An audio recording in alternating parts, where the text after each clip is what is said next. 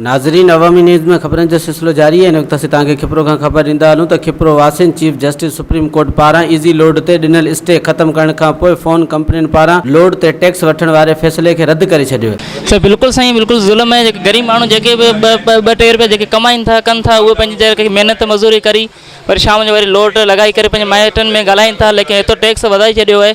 इहो गवर्नमेंट सुठो कोन कयो आहे। पर इमरान ख़ान खे घुरिजे त इन रेट बाक़ाइदा कंपनियुनि खे ॻाल्हाए करे इन रेट घटि कयो वञे। जेको ही त जेको ऑर्डर आहे कोर्ट सॻोरी जो आहे, कोर्ट सॻोरी खे जेको आहे पंहिंजे हिन ऑर्डर ते ॾिसणु खपे, सोचणु खपे त ताकी ही टैक्स जेको आहे ही ग़रीब आवाम ते आहे, हिकिड़े क़िस्म जो अमीर माण्हुनि ते कोन आहे। घणो जेको आहे टैक्स इहो ग़रीब आवाम ते लॻो आहे। बराए महिरबानी असांजी इहा अपील आहे कोर्ट सॻोरी खे त इहा जेका समात इन ते नज़रसानी करे जो टैक्स ख़त्म कयो वञे। महिरबानी। हम बाकी सुप्रीम कोर्ट से यही अपील करते हैं कि जो पुराना टैक्स था, जो 100 रुपये लोड भी 100 रुपये आ रहा था, उससे गरीब आवाम भी खुश थी, हर बंदा खुश था। उसी टैक्स को मतलब वापसी लागू किया जाए। बाकी ये जो 25 रुपये कटौती हो रही है, ये गरीब के लिए भी बहुत मुश्किलात है। हाँ 25 रुपये डिडक्शन असीं ऑलरेडी ॿियनि शयुनि में भी टैक्स ॾियूं पिया, हर शइ ते टैक्स ॾियूं था। इन ते आवाम ते महांगाई जो वॾो बोझ पवंदो, असरु पवंदो इन सां। नाइंसाफ़ी आहे सॼी ग़रीबनि सां ऐं आवाम खां गॾु। गवर्नमेंट खे इहा अपील आहे त इहो फ़ैसिलो जो सुप्रीम कोर्ट ॾिनो आहे हिन खे मुस्तरद कयो वञे।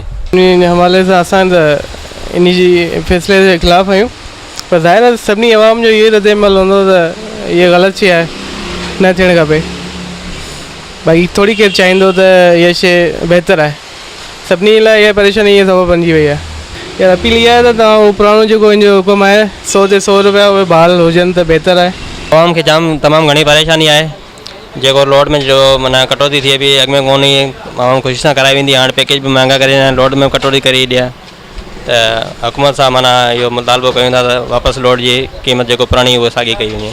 साईं अॻे ॾिसो गरीब गुरबो 30 रुपये लोड कराईंदो, ऐं असांजी दुकानदारी ते 10 खां 15 हज़ार रुपये लोड निकिरंदो। जीअं हुकूमत 50 रुपये घटि में घटि लोड कयो आहे त असांजी दुकानदारी ते असरु पइजी विया आहिनि, ऐं 5000 रुपया बि लोड माना मुश्किल सां निकिरे पियो। ऐं पैकेजिस जेको हूंदा अॻे माना सस्ता हूंदा, 170 रुपया पैकेज हाणे 250 ते पहुतो आहे, ऐं जेको 80 रुपया पैकेज हो 150 ते पुॻो आहे।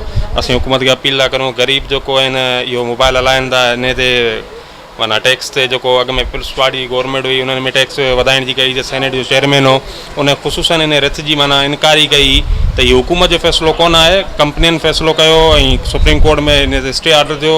ऐं असीं कंपनियुनि खे इल्तिजा करूं था त बराए महिरबानी ग़रीबनि खां इहो जेको अवामी सहूलियत आहे इहो न खसी वञे। वधीक ख़बरनि ऐं तफ़सील लाइ विज़िट कयो अवामी news Facebook page, YouTube page ऐं अवामी न्यूज़ वेबसाइट।